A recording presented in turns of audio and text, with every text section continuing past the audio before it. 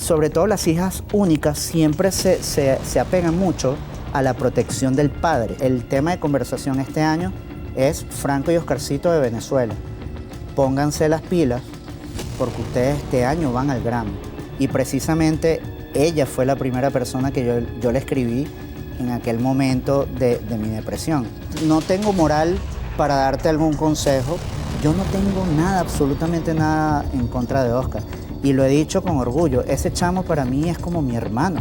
Lo que a mí me incomoda que él está haciendo es que va a los medios de comunicación y dice, Franco tiene que sanar. Yo estoy dispuesto. Yo juraba y perjuraba que yo era el mejor productor del país. Porque tema que sacaba en aquel momento, tema que funcionaba. Me levanté y lo primero que hice fue agarrar el celular y empezar a enviar mensajes a todas esas personas con las cuales yo había dejado ese ciclo de vida. ¿Cuál fue de esos ciclos no sé si llamarlo el más doloroso o ese mensaje que más te costó enviar? Cuando uno va a compartir con una nueva pareja, uno tiene que primero analizar la educación que tuvo esa persona.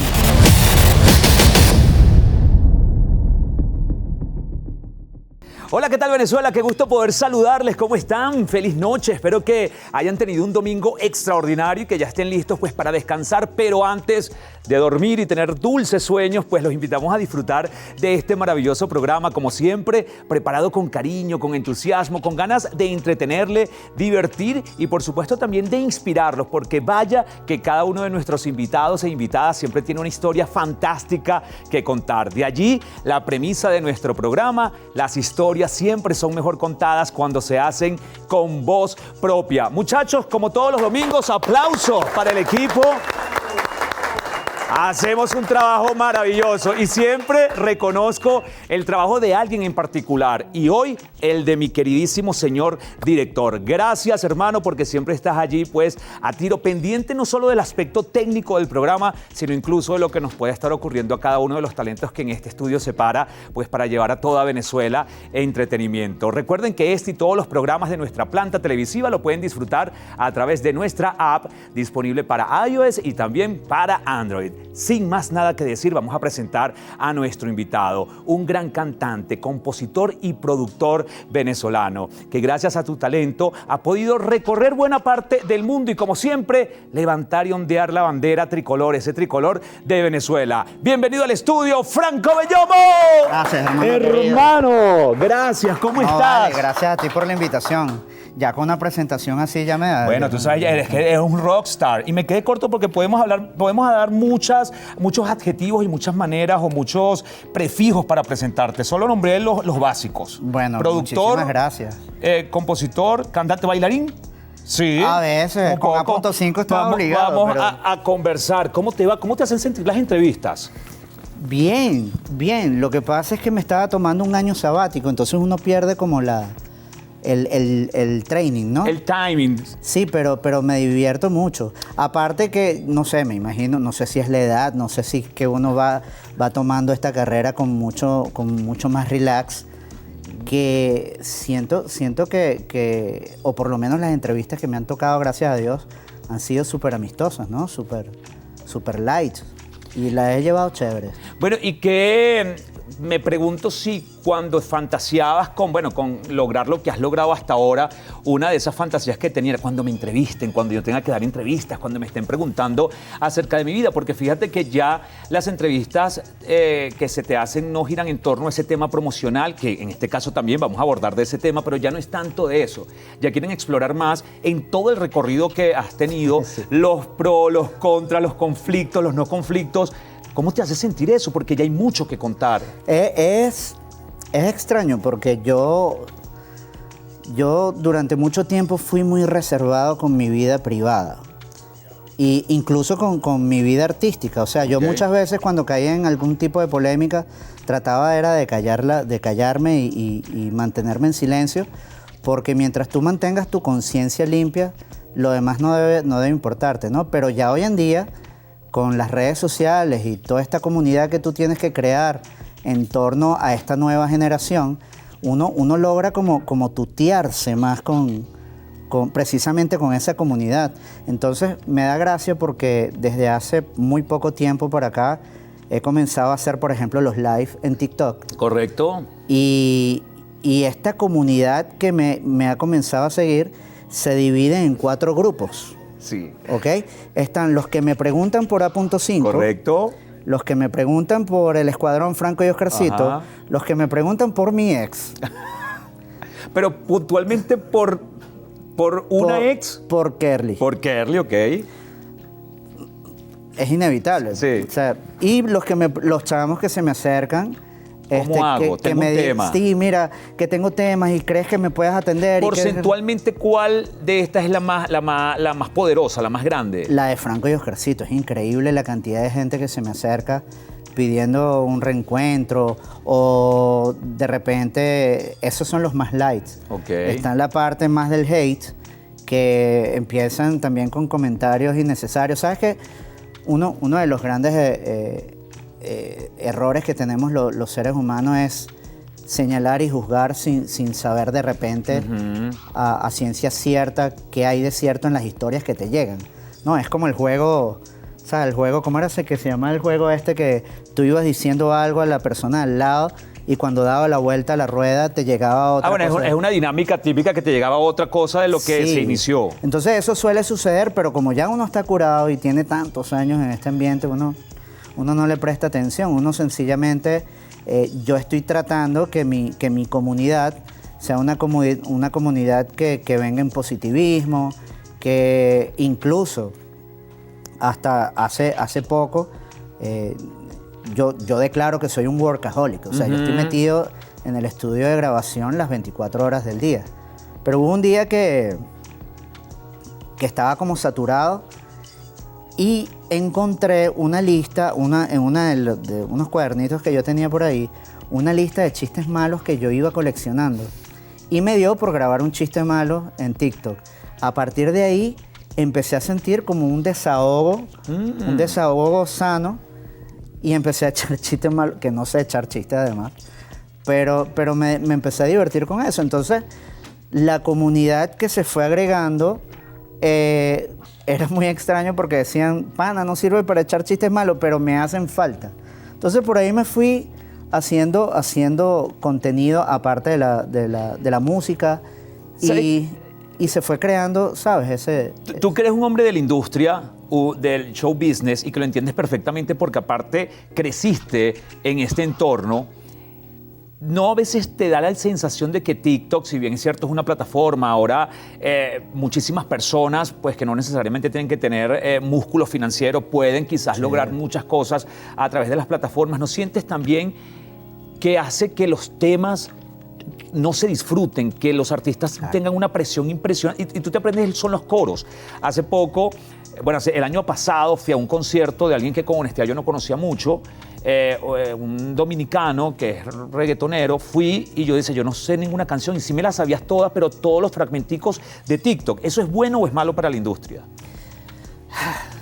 Depende de cómo lo quieras ver, porque todo esto se ha convertido en un filo. Okay. ¿Qué es lo que está pasando? Nosotros venimos de una época donde tú tenías que esforzarte por tener unos buenos arreglos, hablando por ejemplo de A.5, donde yo tenía que fajarme haciendo arreglos para orquesta sinfónica, donde las letras eran muy pensadas, existía la técnica de la metáfora, ¿sabes? Hablar del amor de una manera totalmente distinta.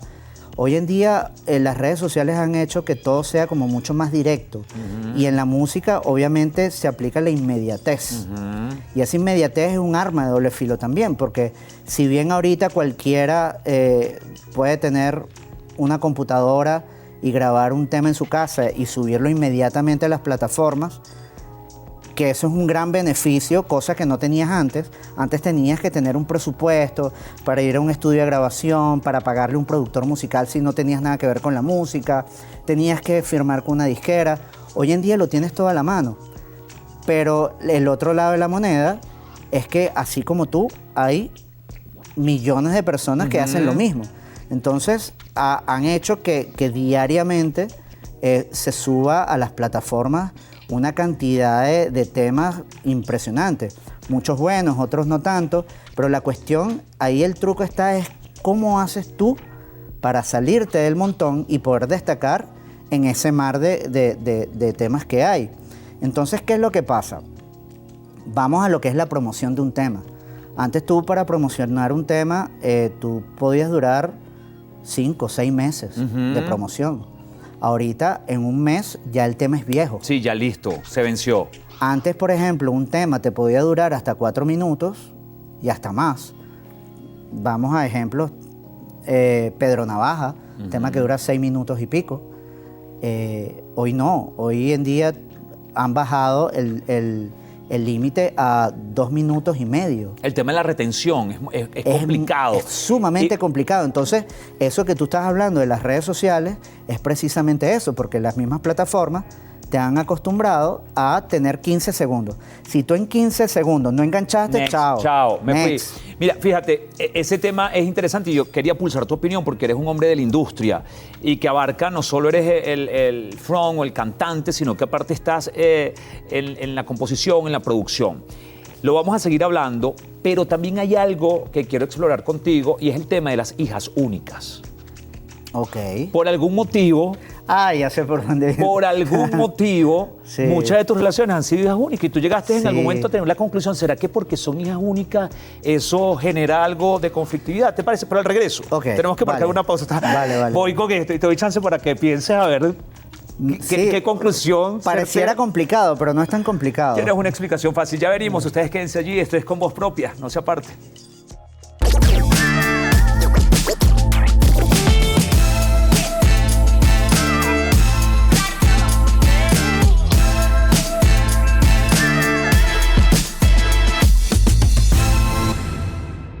Las historias siempre son mejor contadas cuando se hacen con voz propia y es lo que está haciendo nuestro invitado Franco Belloma acá en el estudio. Franco, antes de ir al corte hablábamos de las hijas únicas. Cuéntame un poquito sobre eso. ¿Qué es lo que está pasando? Que muchas de tus Mira. relaciones, coincidencialmente o no, han Eso sido fue hijas un únicas. comentario que hice en un podcast en Miami, quizás hasta sin pensarlo. Ok. Sencillamente, en algún momento, después de haber pasado por una situación amorosa, recuerdo que una frase de mi padre, sabes que los padres siempre tienen la frase correcta en el momento indicado. Correcto. Y él me dijo, Franco, tú tienes que comenzar a analizar por qué te están sucediendo todas estas cosas. Y date cuenta que sin querer estás repitiendo un patrón. Y yo me quedé con eso en la memoria y empecé a analizarlo. Y empecé a decir, ok, con esta me pasó esto, con esta. Esta es hija única. Y dije, oye, aquí sucede algo. Y por ahí me fui, ojo, a lo mejor estoy cometiendo un error porque no soy un psicólogo como para tomar ese tipo de decisiones. Pero sí me di cuenta que en mis relaciones anteriores yo siempre tiendo a ser el protector de la relación. Porque así me criaron mis padres. O sea, a mí me criaron con buenos valores, a ser un caballero. Vengo de la crianza italiana, que sabes que la crianza italiana es muy estricta, muy básica, en que el hombre es el que lleva la sí, tradicional. Y a veces esa sobreprotección en una relación te puede traer inconvenientes cuando no sabes equilibrar entre lo que es proteger y lo que es compartir con tu pareja. Entonces, ¿sabes? Por ahí me fui como, oye, a lo mejor son casualidades, a lo mejor son tonterías mías. Pero en ese momento lo analicé así y dije, es que aquí coincide esto con esto, con esto, con esto. Y es que las hijas únicas, y discúlpeme... Las hijas únicas, hijos únicos que nos ven. Sí, exacto. Y además, discúlpenme los psicólogos que puedan estar viendo esto, pero yo dije, sobre todo las hijas únicas siempre se apegan mucho a la protección del padre. Y yo dije, por ahí es la cosa. Y mira, quizás cometí algunos errores dentro de ese comportamiento, pero bueno, fue algo que yo lancé un podcast hacia lo loco y no tiene tampoco ninguna connotación. Y no tiene asidero científico ni nada, sino, bueno, pero es válido. Tus conclusiones, lo que tú llegas en ese buscar explicaciones es totalmente válido. Lo que sí es cierto y me di cuenta, yo el erudito del amor, cualquiera dice. Bueno, Sí. tienes para contar, compadre, con honestidad. Pero lo que sí me di cuenta es que cuando uno va a compartir con una nueva pareja, uno tiene que primero analizar la educación que tuvo esa persona. Sí. Es importantísimo. Coincido contigo. Porque eso no quiere, o sea, el que tenga una educación distinta no quiere decir que sea mejor o peor que la tuya. Pero cuando se crían de manera distinta, cuando tienen una educación de familia totalmente distinta, siempre en algún momento de la relación vas a chocar. Por ejemplo, hay matrimonios que quien lleva los pantalones en el matrimonio es la mujer. Ujú. Y está del lado contrario. Esos hijos de esos casos separados, en el momento de compartir, siempre se van a dejar llevar por la manera en que fueron criados. Y eso en algún momento de la relación va a cruzar. Y ahí es donde vienen los problemas. Entonces, no sé, por lo menos yo a las personas con... Ahora revisa, mira. Dame tu currículum. Y que primero salgo con tu mamá y con tu papá. Exacto. Y después veo contigo Déjame conocer a tus padres, a ver cómo se comportan, cómo va la cosa, y uno va chequeando ahí. Pero, parece mentira, pero uno va como repitiendo patrones. Sí, y sí, en serio, y siempre coincido en eso. Ya encontraste algunos patrones que venías repitiendo, este y cualquier otro que quizás no es necesario que lo compartas, pero sí tienes conciencia y ya has estado lastrándote o soltando esos patrones para evitar cometer los mismos errores y quizás consolidar. Porque me da la sensación que eres un hombre que cree en la pareja, cree Sí, no en el totalmente. matrimonio, porque el matrimonio... No al fin y al creo cabo, en el matrimonio. Bueno, chévere que creas también en eso, pero crees en la vida en pareja, porque fíjate que Sí. a pesar de... Hay personas que tienen rupturas y más cuando se ven envueltas o están sometidas a la exposición pública, Sí. que deciden, mira, yo más nunca. Tú no. Tú has insistido, has tenido varias parejas. De hecho, lo dices cuando estás en pareja, lo dices, mira, tengo mi pareja. Bueno, Sí, ya no el tengo momento problema. donde lo dices, no tienes problema. Pero precisamente en busca de esa consolidación, asumo que has tenido que decir, mira, esto no lo voy a volver a hacer. Sí. ¿Cuáles son esas lo cosas? Lo que pasa es que existe también el romanticismo de mi crianza italiana. Ah. O sea, que el italiano es demasiado dramático. Sí, drama y total. Sí, es cortavenas. Entonces, por ejemplo, a mí, mi familia me acostumbró a todos los años ver el Festival de San Remo. Entonces, Claro. en el Festival de San Remo, que han salido los mejores cantantes Laura Pausini, por ejemplo. Laura Pausini, Eros Ramazzotti, y de ahí cualquier cantidad de artistas. Entonces, ese drama italiano siempre lo he llevado en la sangre, inevitablemente. Incluso El drama, en mi pero también época, se habla mucho de la pasión, muy del pasional, romance. Muy pasional. Pero eso te sirve como artista, muchísimo. Claro. Pero como pareja quizás a veces te juega en contra o ha funcionado también. No, porque es lo que yo he dicho constantemente. Yo trato, o he aprendido a través de los años, a ver el vaso, en vez de verlo medio vacío, medio lleno. ¿Ok? Es totalmente distinto cuando aprendes a ver la vida de esa manera. Entonces siempre, de repente, lo que para algunos son fracasos o errores dentro de una relación, yo trato de verlo como aprendizaje. Entonces, si de esta relación yo creo que cometí este error, pues voy a tratar que en mi próxima relación no pueda cometer el mismo error. Pero lo que pasa es que hablar de amor es tan extenso complejo. y tan complejo que tú dices, por este lado trato de solucionar esto, pero entonces aquí me equivoco. Es un rollo. Definitivamente. Pero bueno, eso es parte. Y aparte, a nosotros los artistas nos encanta ese dramatismo porque además nos ayuda en la parte creativa. Sí, de hecho tú sabes que George Harris siempre dice que cuando Adele estaba gordita y soltera, las composiciones eran más, sabía, más punch, que después que, claro, desde el humor lo dice él, por supuesto, después que es feliz, entonces ya no compone No es lo tan bien mismo, como... no es lo mismo. Bueno, uno de los álbumes más... boom de Shakira fue justamente con su ruptura con el argentino, no recuerdo cómo era que se Con llamaba. el tenista. Exacto. Ajá. Y fíjate, ese álbum fue espectacular. Pero bueno, mira, pregunta, y es que decías al principio del programa que tú has procurado mantener tu vida en privado, no te gusta tanto la exposición pública. Sí. Pero la verdad... Aunque siempre termino metido en una polémica. Fallaste, compadre. Intentaste, pero no pudiste porque has sido el blanco de muchísimos conflictos, de muchísimas polémicas, aunque dices que no, pues hay personas que dicen, mira, seguro que algo tiene que haber que le atrae. Tú buscas, te llegan las polémicas. Créeme de corazón que las evito. Yo soy la antítesis del artista que le gusta la exposición.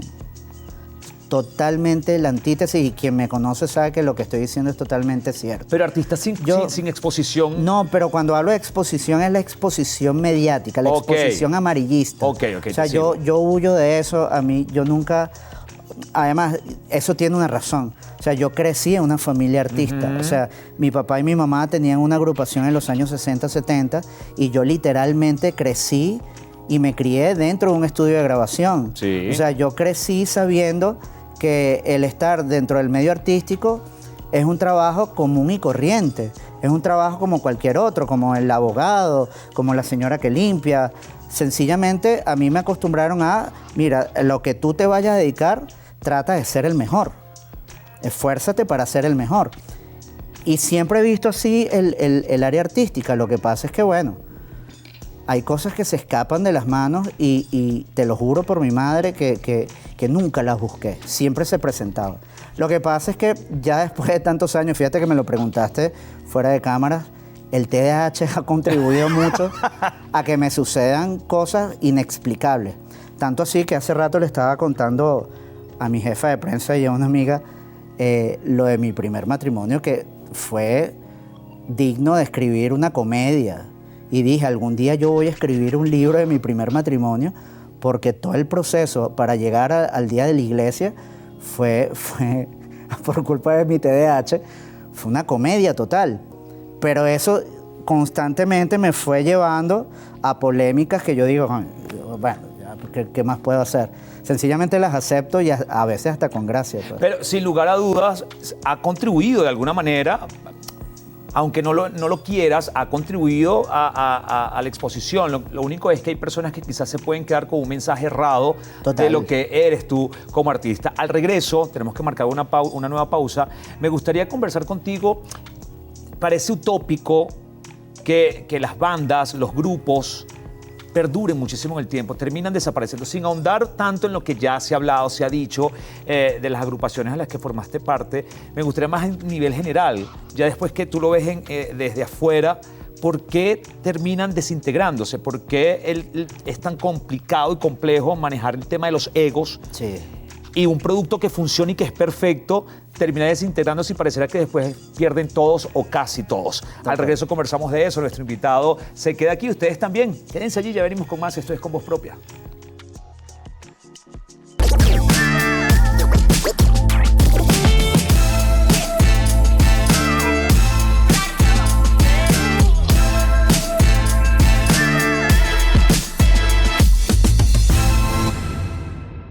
Estamos de vuelta con más de esta grata conversación junto a nuestro invitado. Todos hemos disfrutado de grandes agrupaciones en Venezuela, en Latinoamérica, incluso en el mundo. Es una fórmula, creo que existe, varios prototipos. Sí. Es un producto, no sé si es fácil de crear, pero bueno, está ya como el ABC de cómo hacerlo.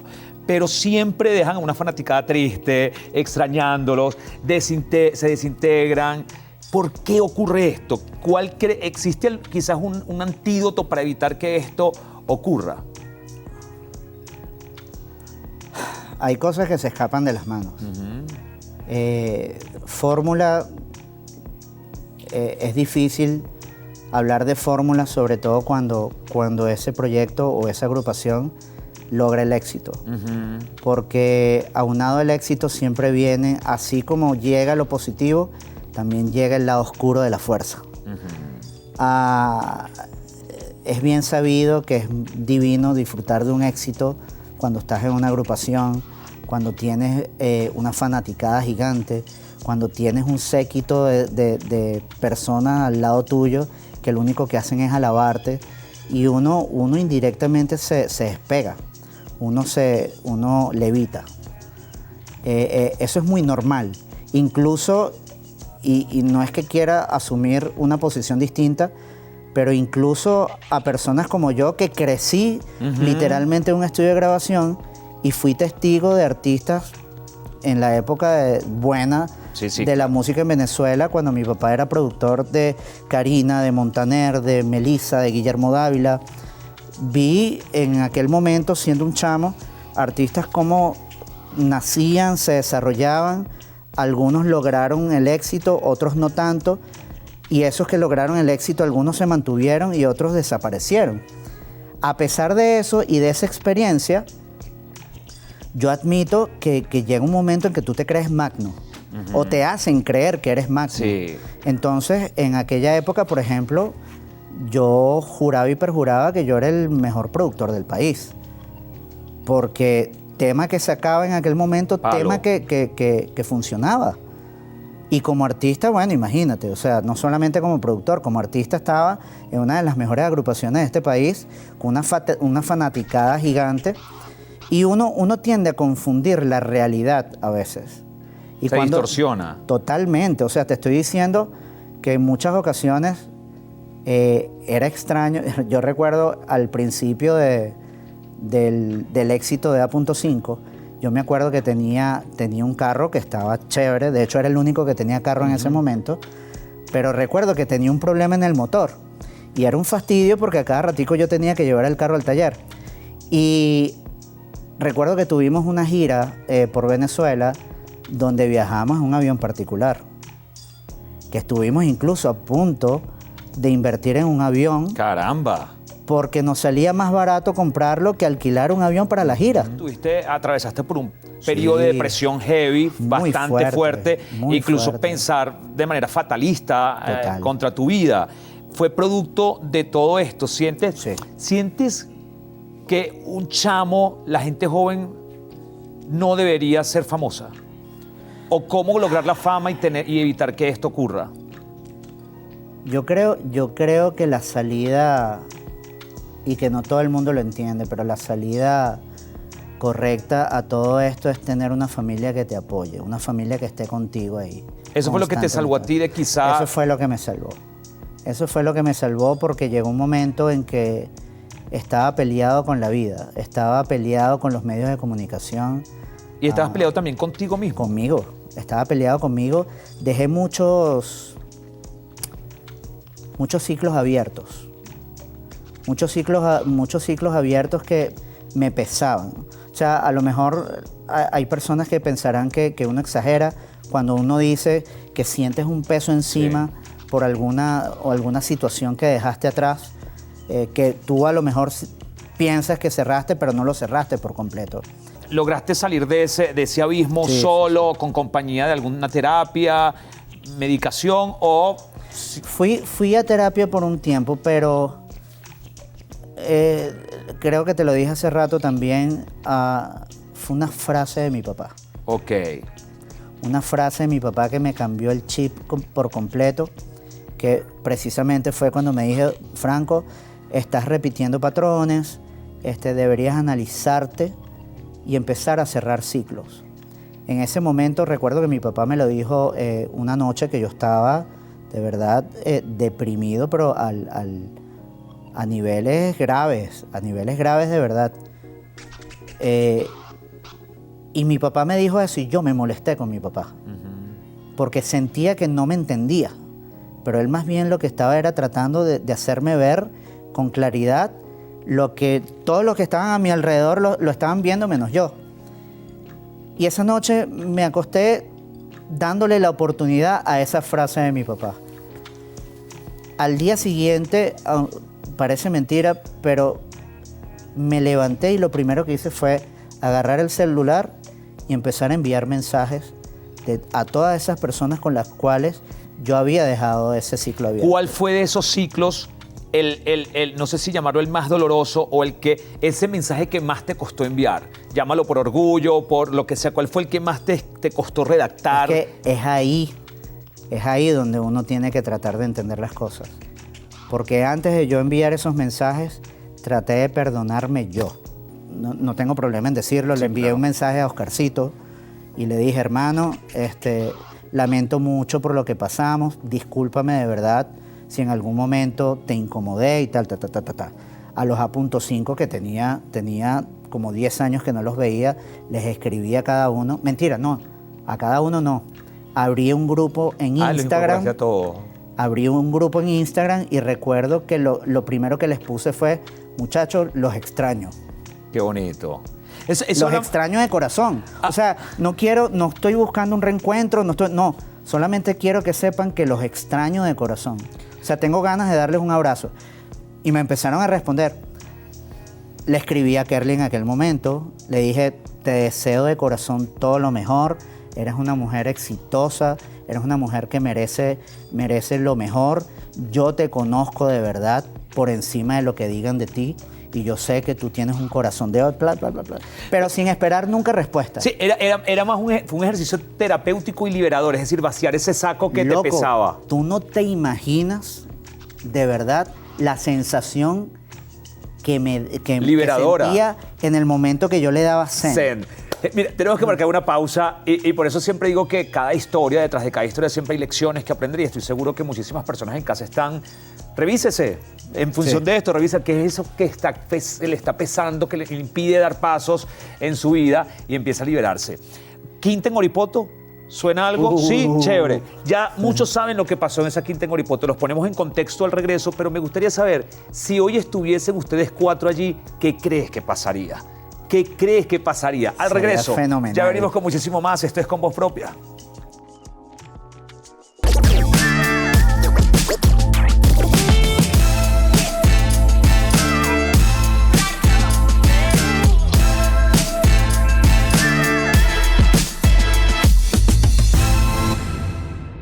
Venezuela, estamos de vuelta con más de esta gratísima conversación. Jamás tendré entrevistas con mis invitados. Son conversaciones gratas donde esperamos que ustedes también se estén involucrando y formen parte. Quinta o casa en Oripoto. El contexto rapidito. Y luego me dices qué ocurriría si esas mismas personas estuviesen hoy en esa casa. Si tendríamos la oportunidad hoy en día de vivir de nuevo. De nuevo juntos. O hubiésemos pasado tantos años ahí. No, tal cual. Todo lo que pasó, todo lo que ocurrió tal cual. Pero hoy, por el motivo que sea, están los 4 en esa. Vamos a dar primero el contexto. Cuéntanos rapidito esa quinta en Oripoto. ¿Qué es? En algún momento de nuestra historia, esa quinta en Oripoto nos las ofrecieron. Recuerdo que primero se la ofrecieron a Nacho. Que para quien no lo sabe, Nacho y yo somos compadres. Correcto. Yo soy padrino del mayor. Nacho me dijo, compa, me están alquilando una quinta, que además no era una quinta, era una mansión en Oripoto, y hay muchos cuartos vacíos. Y recuerdo que en ese momento yo estaba casado, yo vivía en La Victoria, Estado Aragua. Y a mí me costaba mucho tener que venirme diariamente para acá. Y yo dije, vamos a alquilarla. Vamos a alquilar, pero ese alquiler fue más de pana, así de que, loco, vamos a vivir en una misma casa. Y yo le hago el comentario a Oscarcito y los 3 alquilamos la casa. Era una casa gigante, recuerdo. Recuerdo que, y no exagero, recuerdo que de repente nos llamábamos por celular y decía, brother, ¿dónde estás? No, estoy en la cocina. Camina a la cocina. No, nos vemos mañana.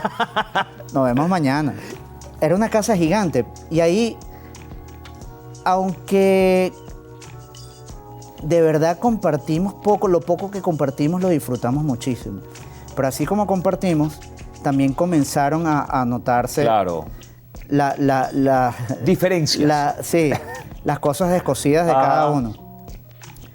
Hasta que llegó un momento en que no fue por nada malo, sencillamente el dueño de la casa necesitaba la casa para otras cosas y tomamos la decisión de Para un plan separarnos. vacacional, mi mujer, porque era grandísima. Si hoy estuviesen nuevamente juntos en esa casa, ¿qué pasaría? Una semana. ¿Qué creen que puede ocurrir en una semana? Hoy en día, Hoy en día. Con toda la historia que tienen, el background que tienen y todo. yo creo que haríamos los temas más poderosos de este país. Sería algo increíble, de verdad. Hoy en día con la mente en como, o por lo menos estoy hablando desde... Esa sería tu desde mi- disposición. ¿Crees que ellos tendrían una disposición similar? No. ¿No? No creo. ¿No crees? Mira, vamos a pasar a otro tema. Y es que yo siempre me he preguntado en el caso, tú eres cantante, es decir, te gusta, la esencia de un cantante es estar en la tarima, Sí.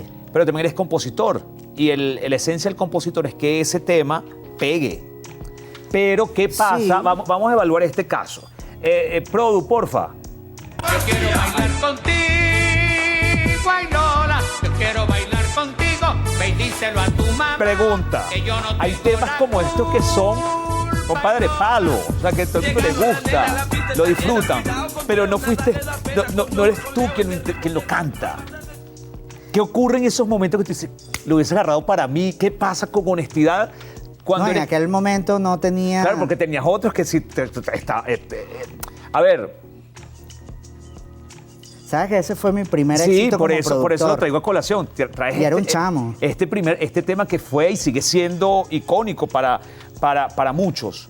Pero no lo cantabas tú. Un momento no sentías, yo quisiera, oye, ¿por qué no lo canté yo? ¿Por qué no soy yo el que está en esa tarima con la algarabía del público? Porque eso es el artista. Lo que pasa es que no me vas a creer. En ese momento yo era un poco radical musicalmente. Ok. O sea, yo era rockero. ¡Ah, caramba! Era rockero y rockero de los que Heavy defienden- metal. No heavy metal, pero estaba muy metido en el grunge. Ok. Y yo defendía mi género a morir, pero entendía, ya yo había regresado a los Estados Unidos y entendía lo que era la industria. Ok. Y con este tema pasó algo muy particular. Mi papá, antes que muriera Cheo García, mi papá logró grabarle 60 y pico de temas, tanto a Cheo como a Memo Morales. Y ellos mueren, ellos fallecen y mi papá se queda con esa producción en el estudio. Y este tema precisamente me llamaba mucho la atención. Y yo le dije a mi papá, papá, préstame estas voces de Cheo García. Y empecé a armar esa base musical. Pero yo decía, no quiero dejar solamente la voz de Cheo, necesito buscar algo. Y recuerdo que hubo un festival de rap, si mal no recuerdo, por acá cerca en La Castellana, y había un grupo, unos chamos de Guarenas, que se llamaban, en aquel momento se llamaban Street Boys, y me llamó mucho la atención el timbre de voz de cada uno. Y me les acerqué y les dije, brother, me gustaría que pasaran por el estudio. Los cité en el estudio. Recuerdo que mi papá se asustó cuando los vio. Y empezamos, mire, y les mostré, mire muchachos, yo tengo esto. Vamos a ver qué podemos hacer esto. Y empezamos a escribir el tema. Y pasó esto. Esto fue un exitazo. Me acuerdo que también hicimos en aquel momento La Más que se menea, que también fue un exitazo. Ese fue mi comienzo en el mundo de la producción como tal. Produje un tema con Control Machete, que era un grupo de rap mexicano que en aquel momento estaba súper pegado ¿cómo era que se llamaba? No me acuerdo cómo era que se llamaba. Pero el negocio, el gordo, ¿está dónde? Lo que pasa es que en aquel momento lo mío era más pasional. Ok, pero ahorita, O sea, en este momento. Hoy en día, ¿dónde está el negocio? Ajá. TikTok, señor. TikTok, ahí es donde está la plata, No hay otra musicalmente vuelta. hablando. Musicalmente hablando. Para los artistas, fíjate que ya tocamos ese punto de lo difícil que es para un artista hoy en día poder funcionar o pegar como artista. Es sumamente difícil. Tienes que hoy en día irte obligatoriamente a las redes sociales para tú primero crear una comunidad, una fanaticada, cosa que antes no pasaba. Porque antes los fanáticos se enamoraban de tu proyecto y tenían que esperar a que tú te presentaras para irte a ver. Pero al no tener un contacto directo con el artista, te idealizaban mucho más. Hoy en día no, hoy en día te tutean. Sí. Te tutean, entonces... De hecho, Karina La Voz decía, las estrellas le decían estrellas porque antes eran casi que inalcanzables. Inalcanzables. Hoy están al alcance de mucha gente. Yo recuerdo que en la época de A.5 yo tenía que dormir una semana en casa de mi papá y una semana en casa de mi mamá, porque cuando dormía en casa de mi papá era todos los días el portón de la casa lleno de fanáticas desde las 9 de la mañana hasta las 11 de la noche. Entonces a veces era un poco incómodo por los vecinos. Entonces tenía que irme a casa de mi mamá y cuando me iba a casa de mi mamá sucedía lo mismo, entonces estaba en ese ping-pong. Hoy en día ya con las redes sociales ya tú puedes, incluso te tomas el atrevimiento de tener que tutear con un artista, ¿no? Entonces, ¿a dónde venía? Ya No, vino el TDAH. no, tranquilo, no, estábamos hablando precisamente de lo que representaba ser una estrella, lo que representa TikTok hoy en día, que es más masivo. Pero Sí. tenemos que marcar nuestra última pausa. Ok. Tengo muchos temas acá pendientes, la conversación está súper chévere. Hay una hija, hay personas que quizás no lo saben, 27, 28. Mi hija, Ve- 30 años. 30, caramba, 30 años. Y sé No que- parece, ¿verdad? No, la Empezaron a verdad es que no, escucharse. fue prematuro. Fuiste Estaba tú, papá chamo, prematuro. estaba muy chamo. A ver, y asumo o creo que también... Aparte que es un mujerón. Lo has dicho, y Una que belleza. es una princesa, Es una princesa pero es hermosa. tu pana. No, Es más mi que tu hija, pana. es tu pana. Y entiendo que sigue en España, sigue en en España. Madrid. Bueno, en España, no sé si en Madrid. Pero entiendo que, bueno, por tu carrera, por cómo ocurrió todo, pues no compartiste, no estuviste con ella en momentos importantes. Esos fueron los puntos de... Si tú pudieses, compa, ir a ese sí. momento, tú, ¿cómo hubieses balanceado ese papá que está en el primer día del colegio, en el pediatra, en todos esos momentos importantes y la música que te demandaba tanto? Al regreso hablamos de eso Ok. y vamos a ver si sacamos un pasaporte, a ver a dónde nos vamos, Vale. ¿te parece? Ya venimos con más. Este es Con Voz Propia, no se aparte.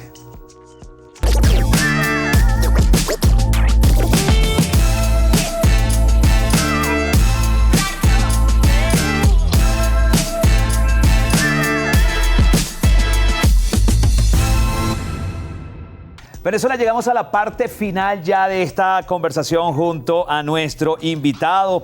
Bueno, y los hijos son una pieza fundamental en la vida de cualquier persona. Tuviste una hija que ya tiene 30 años, me decías. Pero bueno, coincidió el nacimiento, o no el nacimiento, sus primeros años de vida con la ebullición de tu carrera Sí. profesional artística, una carrera que demanda muchísimo y por ende hay muchas ausencias. Sí, eso es una de las cosas, no es que me arrepiente, sino que tal vez hubiese manejado de una manera distinta. Y precisamente ella fue la primera persona que yo le escribí en aquel momento de mi depresión. Y me acuerdo que le escribí para pedirle perdón de corazón. Ella se extrañó y me decía, papá, ¿qué te pasa? ¿Estás bien? ¿Qué te Yo tomaste? Y le dije, lo que pasa es que lamento con el corazón no haber estado presente en los mejores momentos de tu vida. Y ella me decía, no, papá, no le prestes atención a eso. Y le dije, no, es que le presto atención. Bueno, tanto así que hoy en día la estoy convenciendo para que se venga porque quiero que viva conmigo. Ah, cuyo, qué Quiero fino. que viva conmigo, quiero que... Porque nuestra relación, más allá de una relación de padre e hija, se convirtió en una relación de panas. Ella me trata a mí, hay veces A que veces tengo... se le va la olla A y- veces se le va y le digo, oh, ya va, no me cuentes cuente. cosas... No quiero cosas- detalles. Sí, o sea, soy tu papá, pues. Pero tenemos ese tipo de relación tan bonita que ella me cuenta todo lo que le sucede, su punto de vista. Además que me chalequea demasiado. O sea, tiene mi humor elevado a la 10ª potencia. Entonces maneja el sarcasmo muy bien. Es una belleza, es hermosa. O sea, es la mujer perfecta. Lo que sí es que la tengo amenazada. ¿Con Diciendo, yo siempre le digo, tú estás viendo esto, ¿verdad? Sí.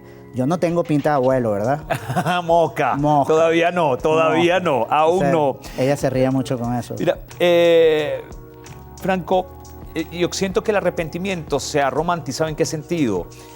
Dice, no, yo no me arrepiento de nada porque gracias a mis errores he logrado y soy lo que soy, pero yo creo Parece cliché, pero es en serio. Pero tú o sea, sabes que cuando lo que pasa que... es que... Yo sí creo que hay que arrepentirse. Cuando tú te arrepientes, dices, no va a volver a pasar. No, pero es que una cosa es arrepentirse y otra cosa es entenderlo como una enseñanza que te deja la vida. Pero te arrepientes Son de dos haberlo cosas- hecho. Lo que no te pero vas a son caer dos es a cosas latigazo. distintas. Sí, sí, claro. El arrepentimiento ese de que me arrepiento. Sí, No, el arrepentimiento, eso. mira, cometí un error, estuvo mal y no va a volver a pasar. Me arrepentí de haberlo hecho. ¿Eso es arrepentimiento? Bueno, No, yo trato de no verlo así porque es que Ok.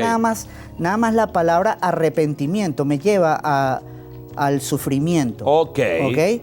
Y el sufrimiento, si no lo sabes controlar, te lleva a la depresión. Entonces es por eso que yo digo y manejo mi vida de tal manera, porque errores cometemos todos. Pero entonces yo, ok, cometí este error, ¿cómo lo soluciono o cómo puedo buscarle la vuelta para que no me vuelva a suceder? Entonces trato de obligarme psicológicamente a pensar tengo que aprender de esto. Cuando lo ves así, créeme que la solución siempre va a ser positiva. De lo contrario, ese arrepentimiento va a llevar a la tristeza, a la depresión, a tener que regresar al pasado, a tener que bajar la cabeza. O sea, no. O sea, ¿cometiste un error? Bueno, lo cometiste, punto. ¿Cómo lo solucionas? Levántate, sacúdete y ve, dale. Genial. Bueno, y hablando de eso que estás dando algunas recomendaciones, te voy a contar algo de la audiencia. Creo que me está bien que lo haga, pero me voy a permitir porque hay complicidad entre nosotros. Tengo una gran productora, trabaja conmigo, nos vemos a diario, fuimos a Miami a grabar la temporada en Miami, nos vamos a ir a México a grabar en México, pero tenemos ya casi 1 año y medio que no nos hablamos. ¿Cómo se puede trabajar con alguien tan de la mano durante 1 año y medio sin hablarse, sin tratarse, teniendo rivalidad, que fue lo que pasó con un compañero tuyo? Danos 3 tips. ¿Cómo hacer? ¿Cómo trabajar con una persona sin hablarse durante 1 año y medio prácticamente? No tengo moral para darte algún consejo, porque Ok. yo no lo hice. Pero te hago una pregunta. ¿Tú le tienes cariño? A mi productora. No, vale. Sinceramente. Todo esto es un cuento. Es una- ok. Es una suposición falsa para Ok, pero- hablar de eso. Pero ok, sí le tengo supongamos- cariño. Aunque eso supongamos ocurriera, que- le tengo cariño. Exacto. Supongamos que es cierta la situación, pero que le tienes cariño. No esperes tanto tiempo y dile que la quieres. No lo hice. No, lo hubieses hecho. Claro. Poniéndolos en contexto, 1 año y medio tuviste sin hablar con quien era tu compañero de fórmula, Sí. Oscarcito. Tal cual. 1 año y medio no te imaginas- subiéndose a tarimas. No, pero ya va. Quizás no le dije el cariño que le tenía, pero sí hubo un momento, recuerdo que me llamaron de Puerto Rico, nuestro promotor en Puerto Rico, y me dijo, Franco, ya recuerdo que estaban haciendo los Grammys en Puerto Rico, y me dijo, Franco, ¿sabes que días antes de los Grammys siempre hacen exposiciones, hablan de proyectos? Y recuerdo que este promotor me llamó por teléfono y me dijo, Franco, están hablando de ustedes. O sea, el tema de conversación este año es Franco y Oscarcito de Venezuela. Pónganse las pilas porque ustedes este año van al Grammy. Yo recuerdo que en aquel momento yo no me hablaba con Oscar y yo lo llamé y le dije, brother, ven acá. No pretendo pedirte que seamos hermanos, pero yo necesito reunirme contigo. Y recuerdo que lo cité en el San Ignacio.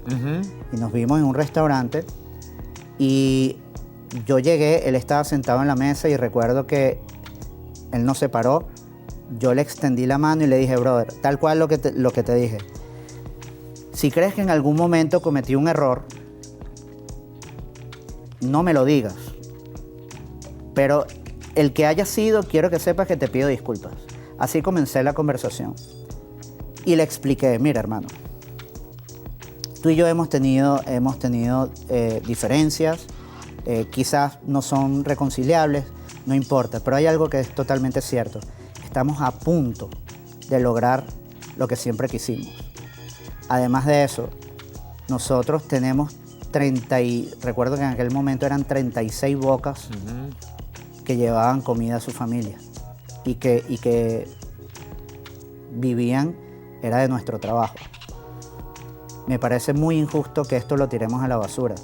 Y en aquel momento tuvimos como 2 horas. Me acuerdo que lo cité y lo primero que le dije fue, vamos a vernos tú y yo en este restaurante, sin novias, sin manager, sin amigos, sin seguridad, solo tú y yo. Y tal cual nos vimos en un restaurante ahí en el San Ignacio. Y de esa conversación salimos relativamente bien.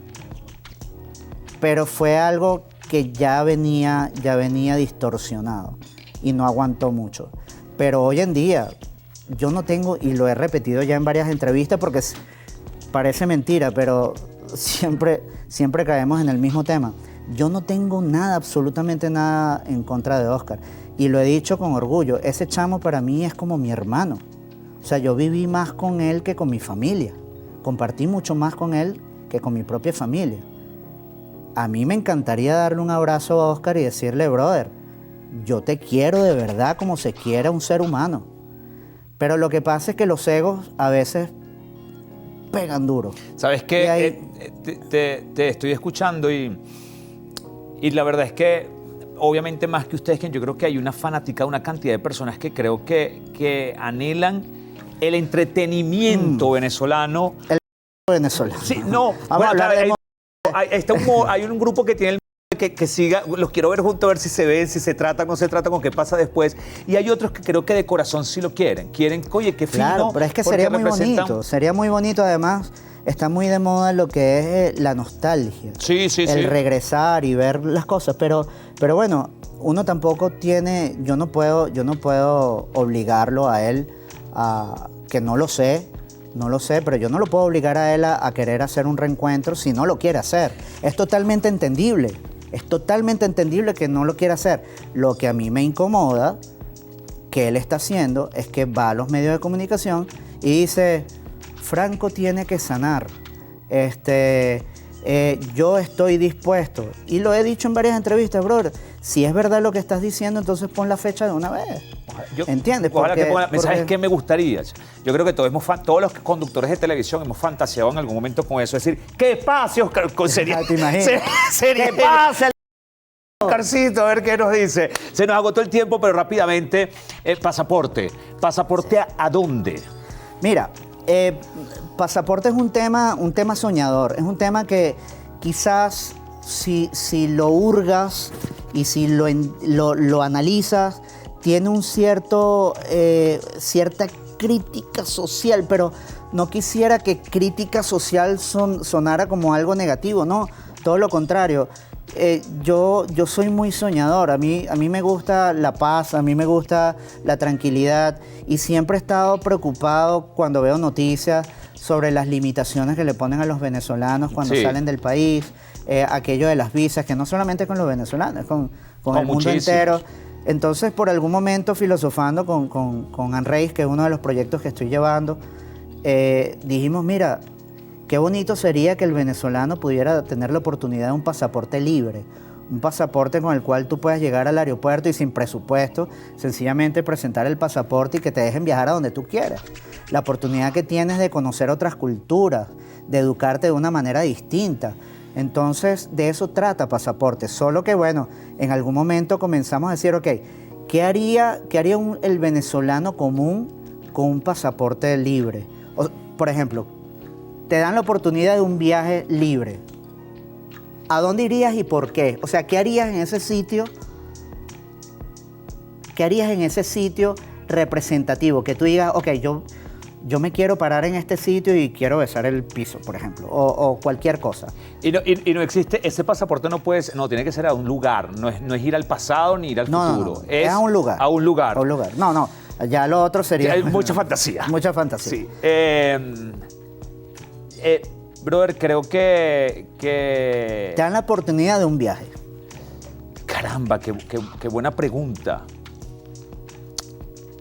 Creo que iría al Times Square, porque eso me conecta mucho, paradójicamente. Mi abuela no era una mujer de mundo, es una carupanera, Ok. pero por algún motivo mi abuela sentía mucha conexión por el Times, pues, por ese lugar de Nueva York. Ok, por pero el Times Square, ¿por algún espectáculo por en ese vivo lugar, o no, bueno, por solamente el el Rey sitio? León, por el El hay Rey un León. show del Rey León ahí Bueno, musical. entonces, ok, yo quisiera ir a Nueva York a ver el Times Square para ver un musical del Rey León.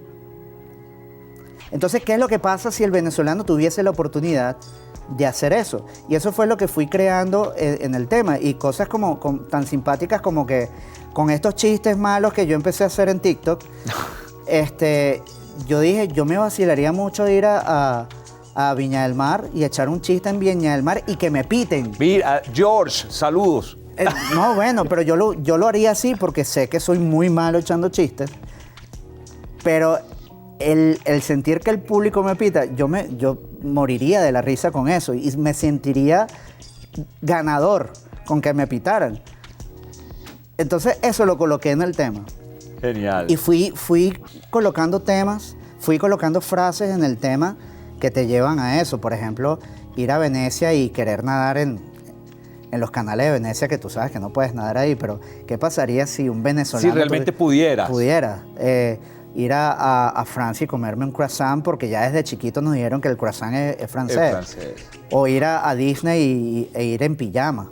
Franco, ¿Sabes? mira, esta ha sido una conversación muy buena, no suele pasar.